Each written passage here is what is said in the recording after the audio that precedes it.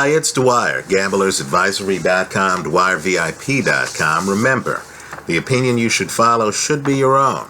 Just consider this video to be a second opinion from a complete stranger online. First, real quick, in the NFL, a lot of my friends are hopping on the Dallas Cowboy bandwagon. I hope last night's game in the National Football League convinced you that the Cowboys are not for real. In other words, sure, they're a playoff team. Sure, they might be the 1 seed in the NFC. I don't see this team winning the Super Bowl. Right? Ezekiel Elliott is great between the tackles. He's not Eric Dickerson. He's not O.J. Simpson. He's not Barry Sanders outside of the tackles. Look at his numbers from last night's game. I think you're much better off, if you're a futures bettor, fooling around with teams like the Seattle Seahawks, the Pittsburgh Steelers, than you are the Dallas Cowboys. Okay, let's segue to boxing. You know, the times really have changed, haven't they? You know, in the 1970s, few people realized that Larry Holmes, who himself is one of the best heavyweight champions in history, when he was a young fighter, he was actually a sparring partner for a long time with Smoking Joe Frazier. Right? He's not the only guy who sparred with Frazier. Kenny Norton sparred with Frazier. Right? Larry was so much a part of Frazier's circle that Larry actually fought on the undercard of the Thrilla in Manila. Then Larry leaves Joe Frazier and actually became the sparring partner for one Muhammad Ali.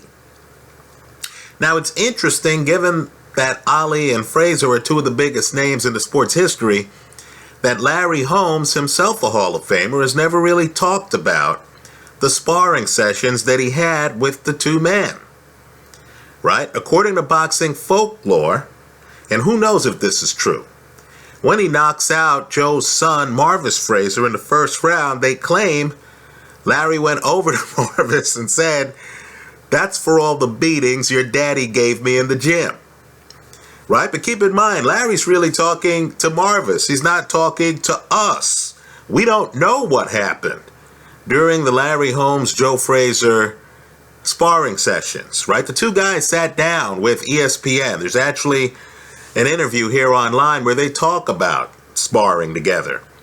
But you never really heard Larry say anything about having the upper hand on Joe or anything like that. Well, this is 2016. The world is very different, isn't it? We know that Tony Bellew sparred with David Haye. Now, if you believe the reports, right, the Daily Mirror had a piece where they interviewed Bellew about it, right? And Tony claims that David Haye was supposed to fight a guy named Mark Hodson. So on a Monday, he spars with Tony and David Price. This is years ago, right? On a Tuesday, David Haye pulled out of his fight with Mark Hodson and claimed it was because of an injured groin. As Tony told the Mirror, he didn't have an injured groin. He had an injured jaw and face, right? Tony feels that he got the better of David Haye in a sparring session, right? Tony, who's roughly the same height as David Haye, acknowledges that Haye's the harder puncher. He acknowledges that David Haye's the superior athlete. But he feels that he has the style to give David Haye problems. Now, before I get into who wins, first let me do this. You know, from time to time, I give people red cups for being a little bit untoward. Today, Tony, has earned this red cup. Let's give him the red cup. You know, I'm all for trash talk. All for trash talk. At a, boxing press conference. Right? Some of the best lines I've heard have come from fighters criticizing other fighters at boxing press conferences. Now, when you criticize a guy about his boxing career, the quality of the opponents he's fought, that's fair. This is boxing, right? You can criticize a guy about his boxing at a press conference about boxing. Okay, fair enough, right? So I thought Tony was fair when he tried to make the argument that David Haye has been cherry-picking opponents, right? That the guys David Haye fought, his big fights, really aren't against big-time opponents, right? Tony at one point tries to criticize Haye's win over Mormack. Okay, fine. I was actually enjoying that, right? Okay, fair enough. Criticize the guy on his boxing. Okay, fine. Then Tony segues into criticizing David Haye's look. Right now, while this is a little bit dicey, okay, whatever. You know, if I were a fighter and I'm at a press conference and you want to criticize my boxing game, okay, great. Then you want to say I look like a bum, right? I fight like a bum, I look like a bum. All right, whatever, right? Tony's criticizing David Haye's hair. He's criticizing David Haye's outfit. All right, I understand we need to sell tickets. You're basically criticizing David Haye on things that people, you know, there can decide for themselves on. Okay, fine. All right, okay. But come on now. When you start criticizing David Haye over the fact that he's fighting for money, you're getting the red cup. Do me a favor. You know, look at your promoter. Look at everyone on the podium and ask them, hey, you know, are you doing this for money? Does Tony think Eddie Hearn is not interested in making a profit off of this? Why is it that professional prize fighters who are doing this for a living, this is their livelihood, it's their craft, right? You're fighting for a prize. Why are they supposed to be embarrassed to openly admit that the money matters? That this is their livelihood, right? Criticizing David Haye for taking the fight to pay bills is downright foolish. Isn't Tony getting paid for this fight? Doesn't the money matter? I don't get it. You know, I don't show up at other people's workplaces and then say, hey, you're doing this for the money. That to me is ridiculous. I thought that was ridiculous. Then when Tony starts talking about, you know, David Haye allegedly being broke and stuff like that, you know, unless Tony is owed money by David Haye, that's none of his business. That's none of our business, the public. Right? I'm interested in the fight. I'm not interested in how these guys pay their bills. That's ridiculous. So then he goes further, right? And this is probably the most red cup worthy. Tony then starts calling David Haye a nightclub whore. Why is Tony so obsessed with how David Haye spends his nights? Why is Tony obsessed with where David Haye spends his nights? You know, really, Tony needs to get more of a life. Now, I understand that Tony's a guy who, like Bernard Hopkins, like Ali, right? There's certain fighters, Jorge Baez, right? There's certain fighters who, historically, have tried to get under an opponent's skin, right? Throw the guy off his game. Have the guy thinking about them, not about strategy and stuff like that. Okay, fine. I understand that that's part of Tony's gig. Okay, great. But come on, man. No need to drag the public into it. Right? If you want to criticize Haye's boxing, all right, I'll stick around and listen. If you want to criticize Haye's hair, okay, whatever. I'll laugh at the joke. But if you're going to criticize, you know, Haye's budget skills and stuff like that. Hey, I'm not watching the press conference hoping to hire an accountant. Right? I'm not watching the press conference trying to figure out what nightclub David Haye hits. Come on now. Well, anyway, let's get to the boxing. This is a damn good fight. Let me say this about David Haye. You know, I've watched boxing for a very long time. And David Haye is one of the hardest punchers I have come across in the entire time I've watched the sport.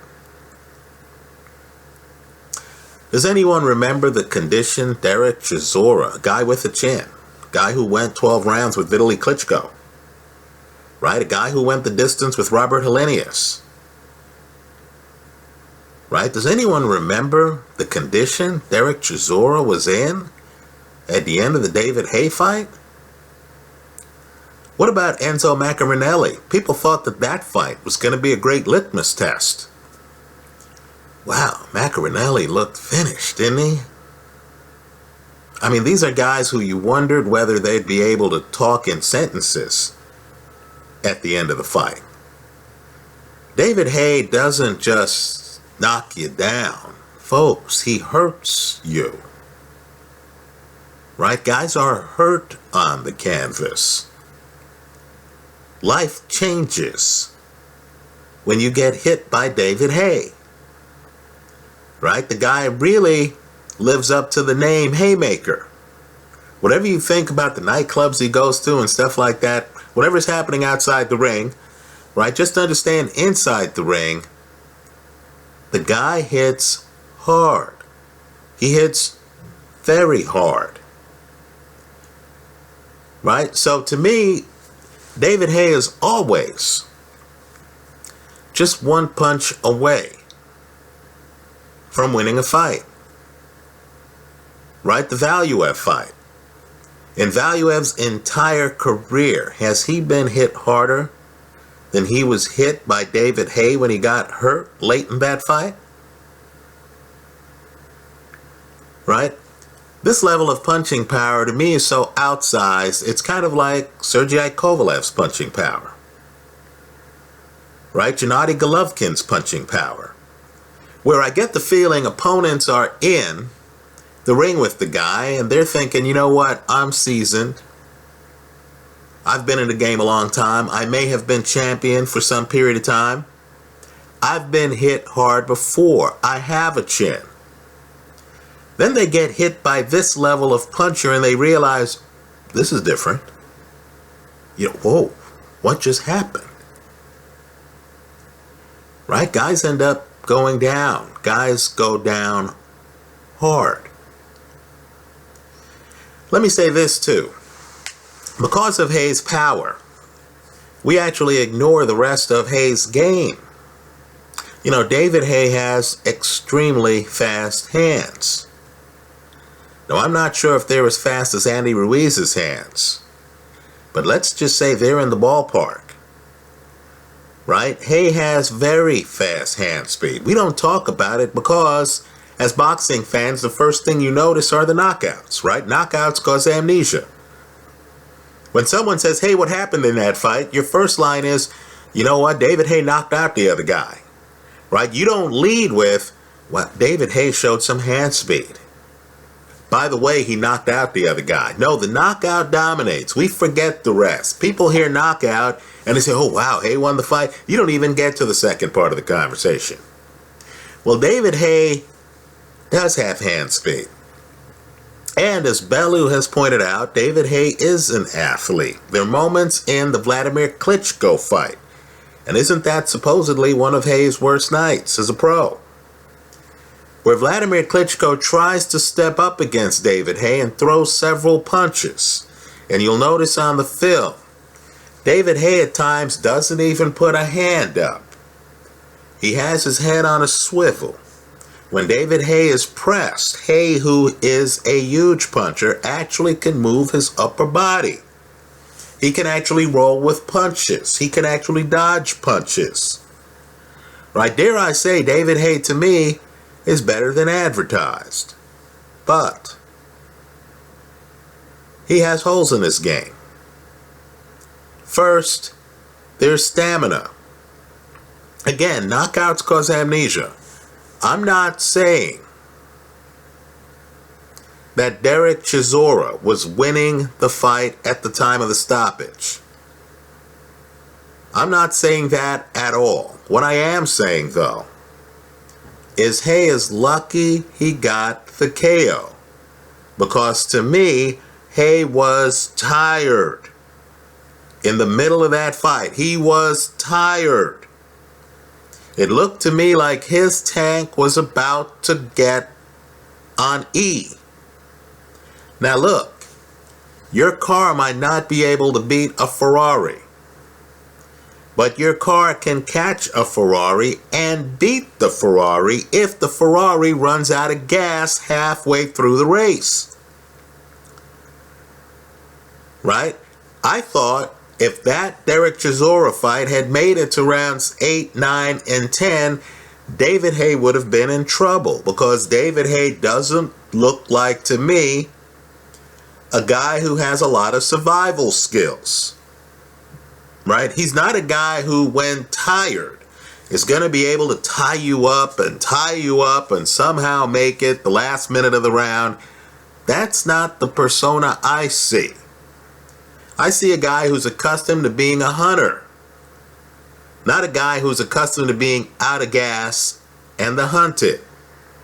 I think Tony Bellew has significantly more stamina than David Haye. This fight is scheduled for 12, according to BoxRec.com. 12 rounds. Right? Haye hasn't gone 12 against this kind of opponent for a long time. I think stamina is a big issue. The other issue with David Haye is, while Haye has spectacular ring coverage, right, he can hit you from halfway across the ring and knock you out. Look at how far away from Bellew he is when he throws the big punch that hurts Bellew. Right? Haye, that's a rare talent in boxing. Right? Deontay Wilder, same thing. These guys don't have to be close to you to knock you out. Right? David Haye can drop a step. Right? In basketball, they call it a drop step. He can put a foot down, so he's within range, unload a punch, and the punch can travel 3 feet and still hurt you. But there's a flip side to it. I don't think David Haye can fight inside. Haye needs space to hurt you. I think if you get inside on Haye or Deontay Wilder, I think you can neutralize them. Look at the rematch between Tony Bellew and Nathan Cleverly. Right? Tony decides he's going to smother Cleverly, and he does one hell of a job. This fight is so good that I don't think I can take a side. I don't. What I think I'm going to do instead, and it's risky, right? These bets have blown up on me time and time again here online. You've been warned. But what I think I'm going to do is to take both guys by KO. In fact, let me be more cautious than that. Because it's a math play. Whoever the underdog is, and I'm just going to put it that way, right? Because it really doesn't matter who the underdog is. Whoever the casino makes the underdog, just take that person to win. Right? Why? Because taking the person to win gives you the person by KO for all 12 rounds. And if it goes to a decision, then at least you still have a 50% chance of winning. Just take the underdog to win the fight, hedged with the opponent by KO. I don't see this fight going the distance. Simply put, I think someone gets knocked out. Haye has one punch knockout power and can get you from the next area code. Right? When the fighters are apart, Bellew is going to be at risk. But if Tony is as clever as I think he is, Tony's going to be able to get inside on David Haye. And I'm just telling you, a guy can have a lot of long distance power when he's able to extend his arms and not have local power, not be able to shorten the punch to hurt you when you're right up on him. Right? Derek Chisora tried to smother David Haye. David Haye, who is an athlete, was able to get on his back foot and was able to back away. Right? But there was a price he paid. He was getting fatigued. He was getting tired. I thought he was vulnerable. If this stays as a 12-round fight, I don't know how that David Haye can go the 12 rounds. Right? Understand, Tony's going to push the issue a lot more than a Bellew or a Klitschko did. Right? Vladimir Klitschko entered the ring with a share of the title. He was winning the fight. He didn't quite know how to deal with his jab. Right? There was no urgency. Vladimir Klitschko understood that he didn't have to step on the gas to keep his title. Right? There was no urgency for him late in that fight. Haye was too low volume for there to be an urgency. Right? Bellew, let's face it, in my opinion, he lost to Evander Holyfield. I know that's not how the scoring was, but he lost to Evander Holyfield before he fought David Haye. Evander showed us that Bellew had no foot speed whatsoever. Right? So in that fight, David Haye knew he always had a safe room.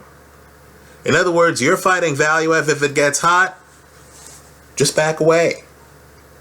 Right? Bellew wasn't going to follow you around the ring. Well, now he's fighting a guy who's going to be able to follow him around the ring, who's going to throw a lot of punches, who's going to be front foot heavy, who's going to force David Haye to fight for 3 minutes of every round. Right? To me, Haye's going to have problems. Right? Haye, to me, is a bit like Saul Alvarez. Right? Explosive puncher. Explosive puncher. Guys hit the canvas, they look in pain. Right? But then you notice there are parts of rounds where these guys need breathers. Right? There are parts of rounds where even overwhelmed opponents look and realize, hey, David Haye's breathing out of his mouth. Let me step on the gas. Right? I think Tony is going to be in better shape. I think Tony's going to have better stamina. I think Tony's going to have the better inside game. Right? I think Haye's going to have the faster hands. I think Haye's going to have the bigger punch. I think Haye's going to have the better outside game. What it means to me is that we're going to have a great fight and somebody is going to get stopped. If the casino is going to give me better than even money on one half of the play, I'll take that fighter to win, whoever the fighter is, doesn't matter. And I'm going to hedge the play with the other by stoppage. Why? Because I don't see this fight going the distance. And if it goes the distance, then I'd like to have some money on the underdog to at least still have a chance of winning if the casino's going to pay me better than even money odds. That's how I see it. Let me hear from you. I know people are going to be on both sides of this one. Very passionate Haye fans, very passionate Tony fans. Let me hear from you. I hope you leave your comments in the comment section to this video. Thanks for stopping by.